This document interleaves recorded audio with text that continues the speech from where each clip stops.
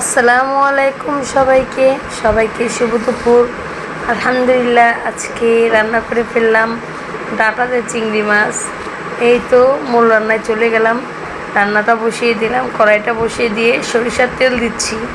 তেল দিয়ে পেঁয়াজ আর চিংড়ি মাছটা দিয়ে ভালোভাবে নেড়েচেড়ে করে নিচ্ছি। তারপরে এক এক করে মশলা দেব। বাটা মশলাটা দিয়ে নিলাম, আদা রসুন বাটা। তারপরে দেবো হলুদ গুঁড়ো, মরিচের গুঁড়ো, তারপরে সামান্য পরিমাণে লবণ, একটু পানি দিয়ে ভালোভাবে কষিয়ে নিব। তারপরে এই তো ডাঁটা আলু দিয়ে দিলাম কষাতে, একটু নেড়ে চেড়ে দিলাম ঢেকে আবার একটু লাড়াচাড়া করে নিলাম।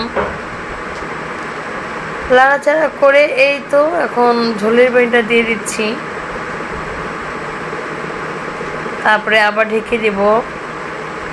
20 মিনিট পর আবার এই তো হয়ে গেল আমার ডাঁটা চিংড়ি মাছের তরকারি। কেমন লাগে গাইস বলবেন, আমার রান্না কেমন হয়েছে। যদি ভালো লাগে আমাকে ফলো করে, আমাকে লাইক কমেন্ট শেয়ার করে পাশে থাকবেন। সব ভালো থাকবেন, সুস্থ থাকবেন।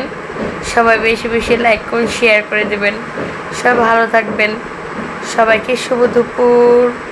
আসসালামু আলাইকুম।